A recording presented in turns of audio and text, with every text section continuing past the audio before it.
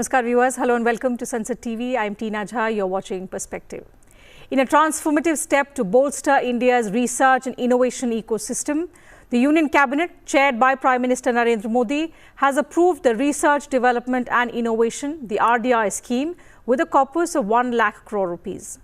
Now, this scheme aims to provide long-term financing or refinancing with long tenors at low or nil interest rates to spur private sector investment in research, development and innovation. Some of the key objectives of this scheme include encouraging the private sector to scale up research, development and innovation in sunrise domains and in other sectors relevant for economic security, strategic purpose and self-reliance. Financing transformative projects at higher levels of technology readiness levels, supporting acquisition of technologies which are critical or of high strategic importance, and facilitating setting up of a deep tech fund of funds. So on the show today, we're going to talk about the funding mechanism of the RDI scheme, how it addresses the critical need of the private sector for a long-term affordable financing, fostering self-reliance and global competitiveness. So to discuss these aspects and more, I'm pleased to welcome two distinguished guests on the program.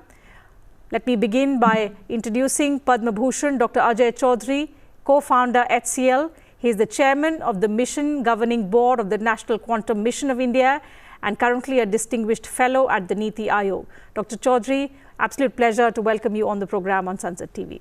Thank you very much for your time. We are also pleased to welcome Professor Ashutosh Sharma, former Secretary, Department of Science and Technology, Government of India. Professor Sharma, it's been a long time, but so glad you could spare some time to join us on the program. Welcome to Sansad TV. Let me in fact begin with your thoughts on this landmark initiative, the scheme that's been approved by the Union Cabinet. Do you believe it's a game-changing move that could spur a lot of growth and development in India's innovation ecosystem? Oh, absolutely. There is zero doubt about it. The need for such an instrument was felt for a long time. The Department of Science and Technology, Ministry of Science and Technology has been supporting a lot of R&D in the country. But basically, it was driven by the invention and discovery ecosystem, which basically means R&D labs, it means academic institutes and so on. So even when we had industry, they were like partners. It was not led by industry. Now, the difference in this fund is that for the first time, this is very historical. This is so historical. I can tell you that this would be really a new beginning for both our knowledge creation, our knowledge consumption, and for our economic impact of R&D. So what is it? So basically now, for the first time, that R&D and innovation would be driven from the industry end. So industry could have academia as partner, right, instead of academia having industry as partner.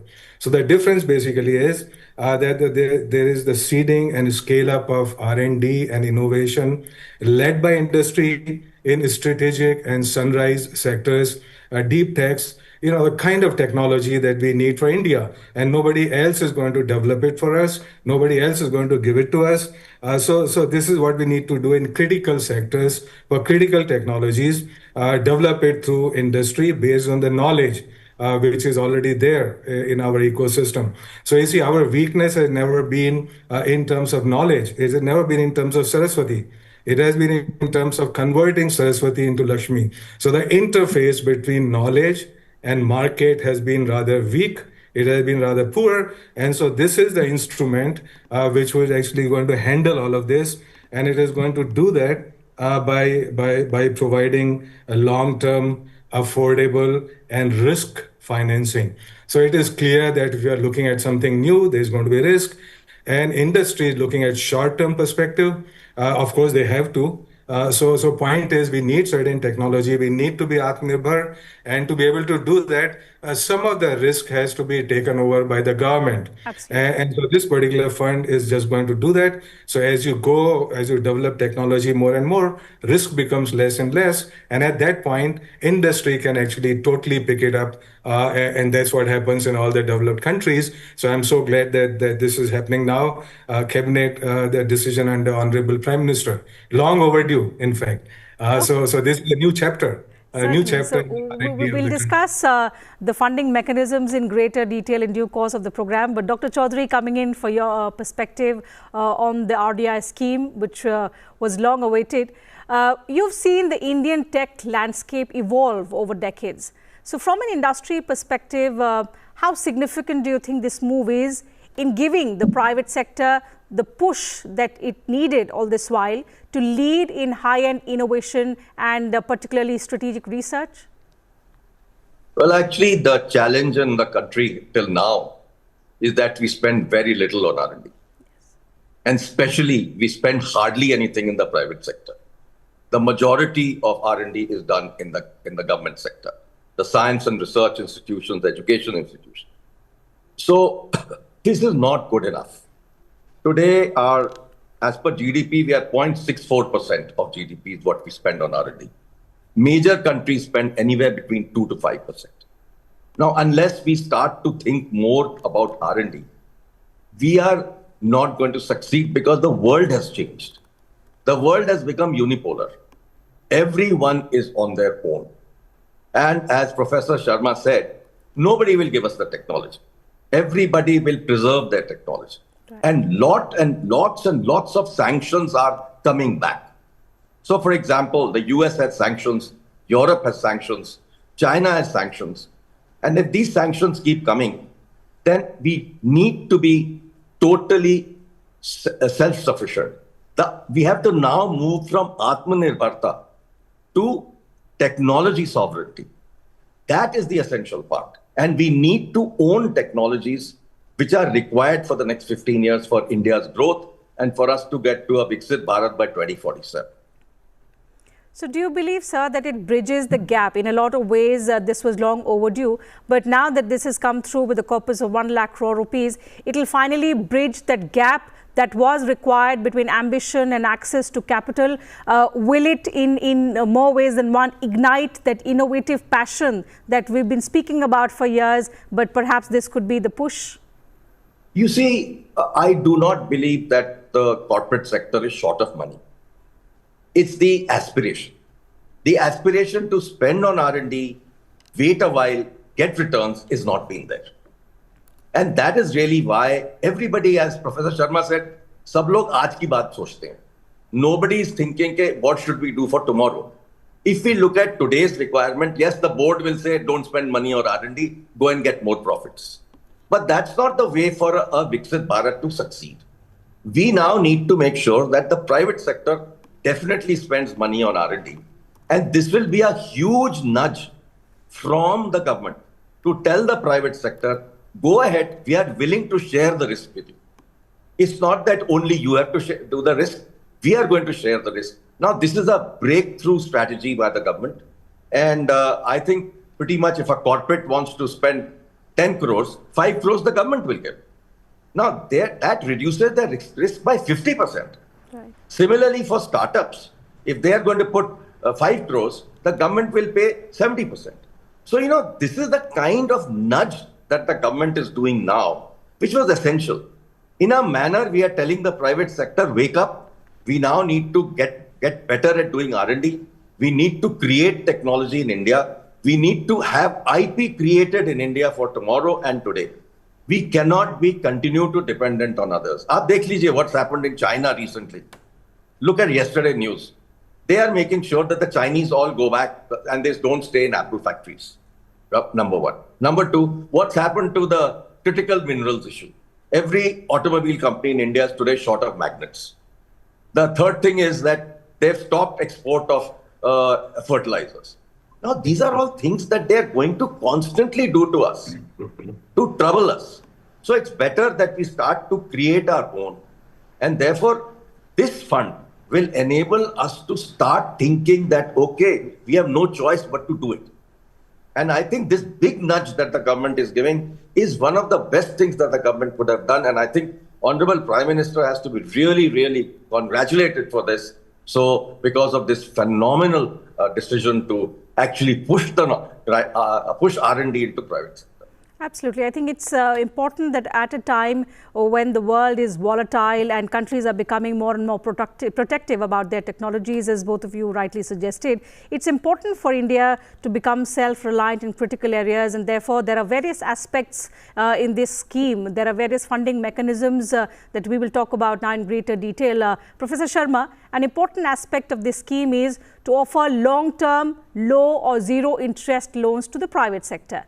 Now, how will this unlock innovation, particularly in sunrise sectors you mentioned, but like deep tech, AI, semiconductors, clean energy? So how is it going to unlock the potential? If you could explain that for us and our viewers. In fact, what Ajayji said is so relevant, and I will also say a little bit more about how this is going to unlock our potential. You see, one of the aspects of industry-led R&D is that it gives relevance and direction, an early direction which academia by itself lacks. So while academia is more into creating knowledge, it's not always creating knowledge which would be utilized or which would have direction and relevance.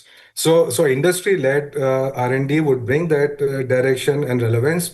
And even more important, let me point out that in India, in order to invest more in R&D, you need more number of scientists who are engaged in R&D. Now in India, there are 250 researchers per million people. In US, it is 4,200 scientists per million. In any of the so-called developed countries, it is 4,000 to 5,000 scientists per million of population. So you see, it is not, if I want to put in more R&D money with relevance and direction, I also need to have more number of scientists who are engaged in R&D. Now, these new scientists will not only come from public sector, they will not only come from the government. So now this is going to create actually a pool of scientists in R&D in private sector.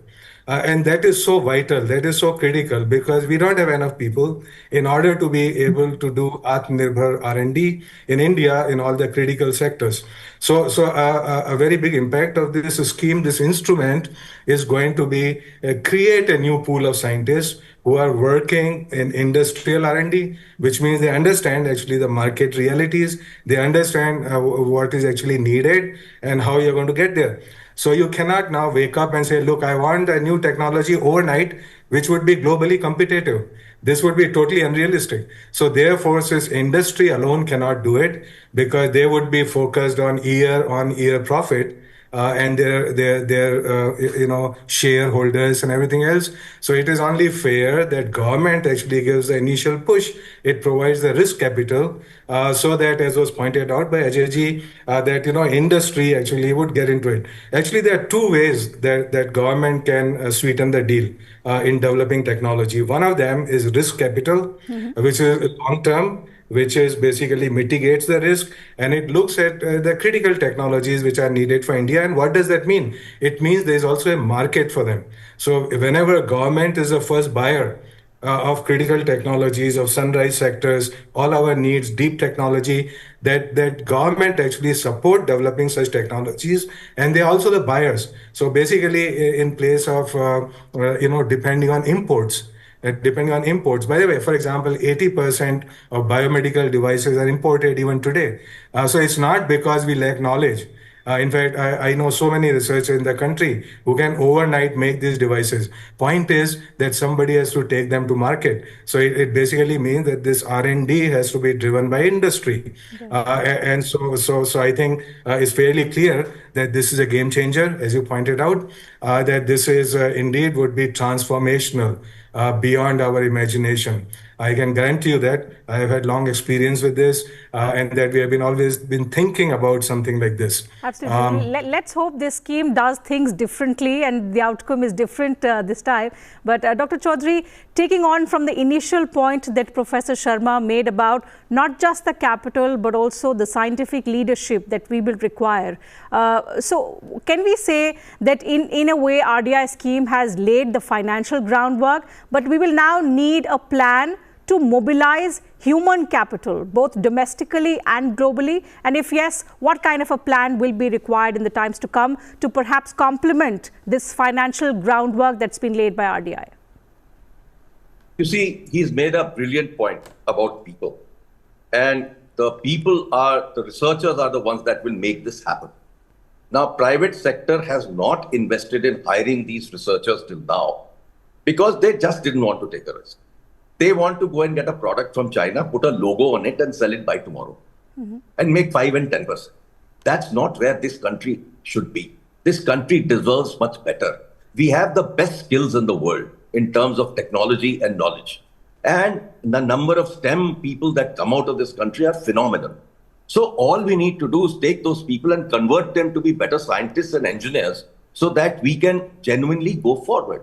Now, look at the whole situation today. How did America happen? America happened because organizations like DARPA, they gave challenges to private sector and startups and said, go make these products. If you make these products and we accept them, we'll give you loads of business to be successful. Now, the point that Professor Sharma made was absolutely right. The government business has to go to these people if they do this product. That's the challenge we need to give to the private sector. And then they will respond. See, today they think if I make the product, who will buy? But if the government says, okay, you go and make these 20 products, and I will buy these 20 products in large numbers, then the job gets done. It's a virtuous cycle. That's how America got created. Now, what did we do during COVID period? We actually took a decision to buy local vaccine.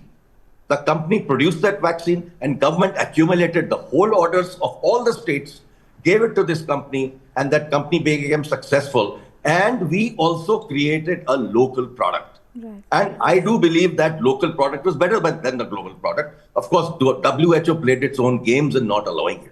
That's a different issue. That's a different But the point that we have to be clearly about is that the HR part, the people part, we can handle another way. Today, if government needs to get diaspora to come back, America is today throwing out all its researchers. Trump has taken this decision to cut all research money. Those people are available.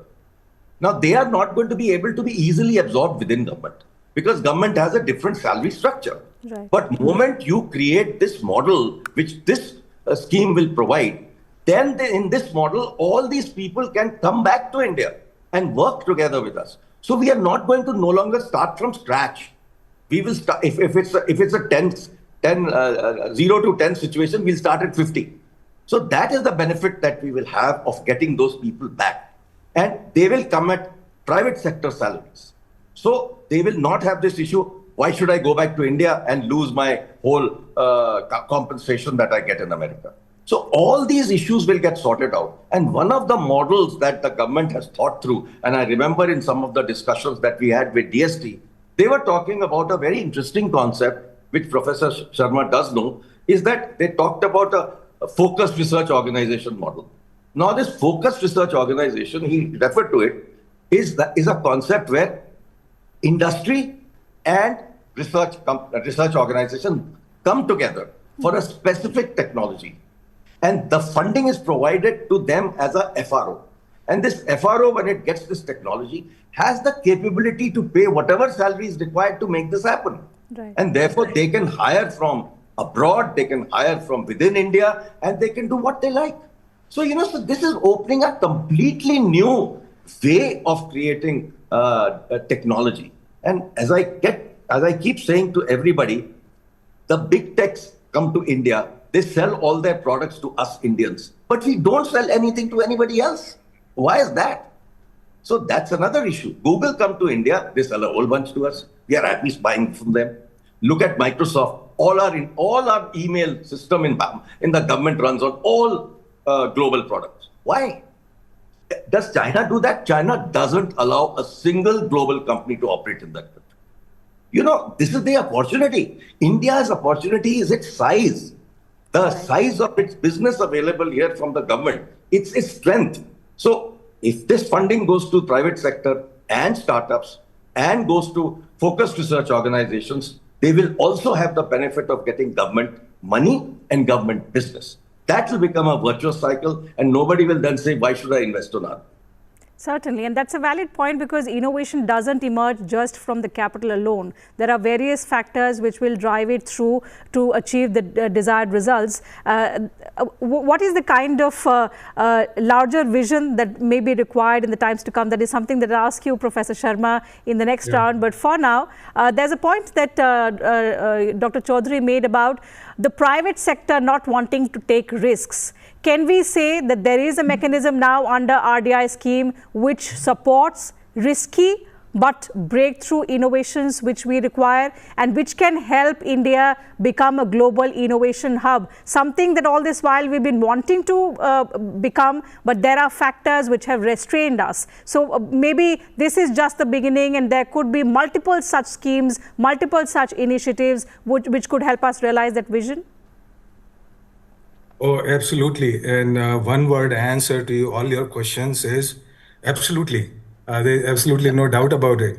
And so are there multiple models? In fact, such a model was seeded as a kind of pilot. In fact, one of the missions, technology missions called Quantum Technologies, it is being headed by Dr. Ajay Chaudhary. Yes. And before that, in DST, we had seeded in certain technology missions which had this DNA.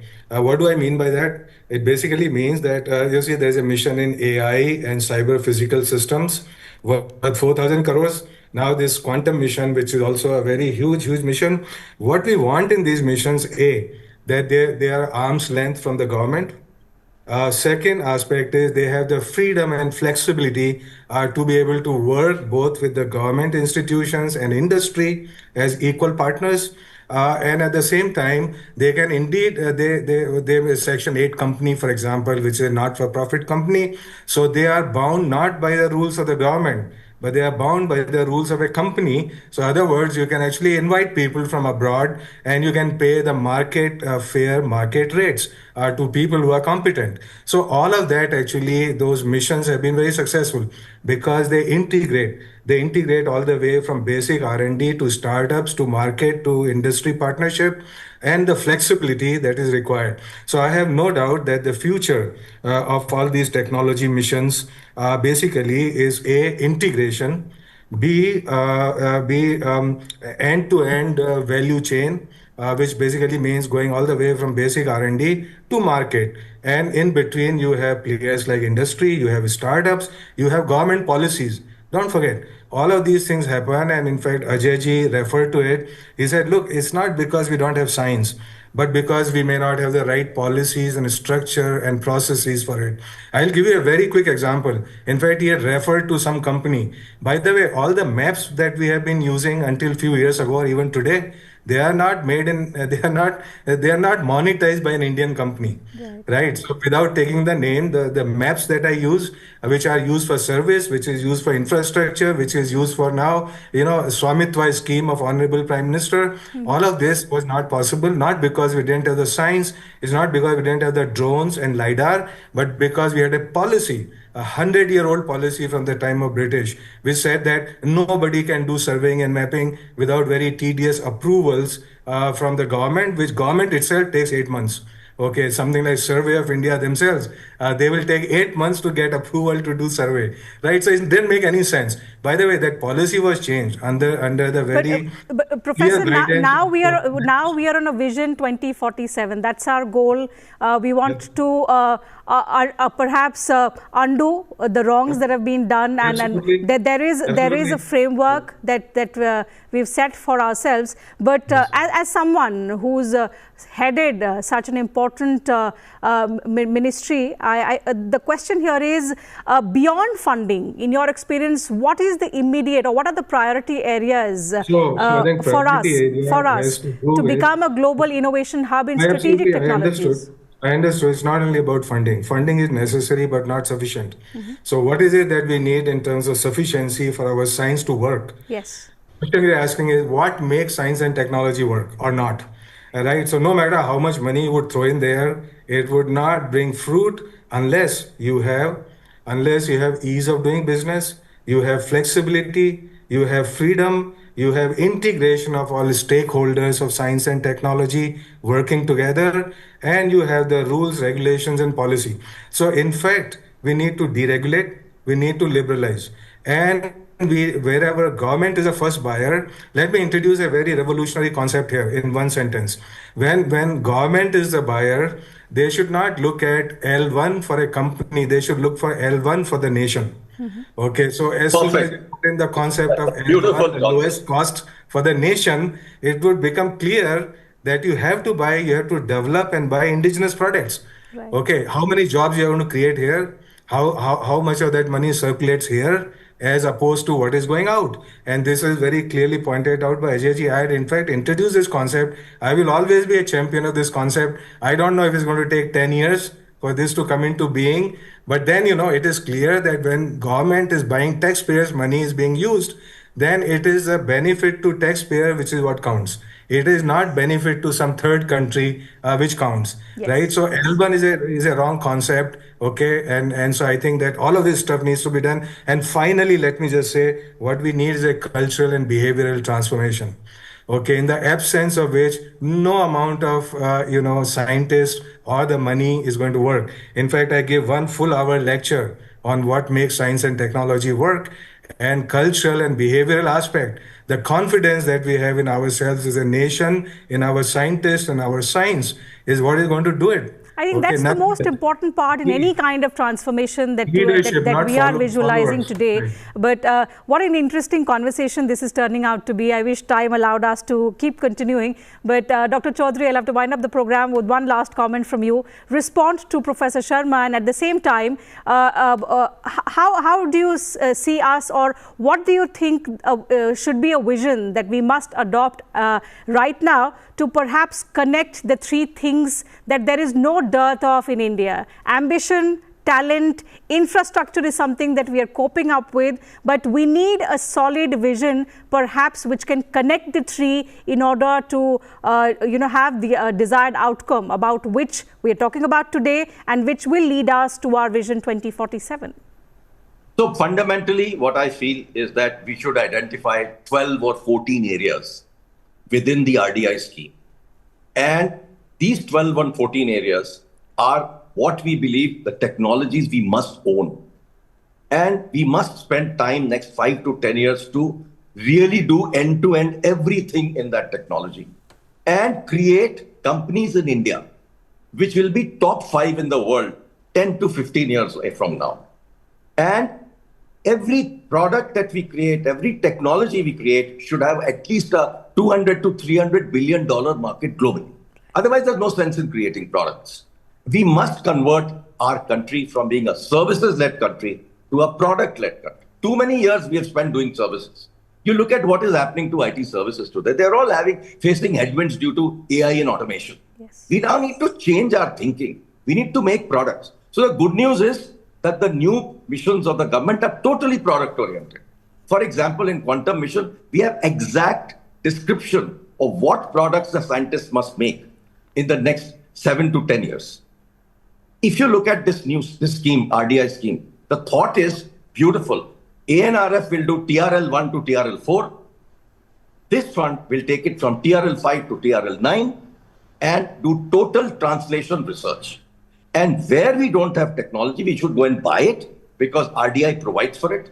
For example, there are so many countries that are graying. Look at Korea, look at Taiwan, look at Japan. All those countries are graying. A lot of their technology companies don't have successors. We can go and buy those companies. So we know we need to think big. We have to say, okay, we will have a Qualcomm from India in next 10 years.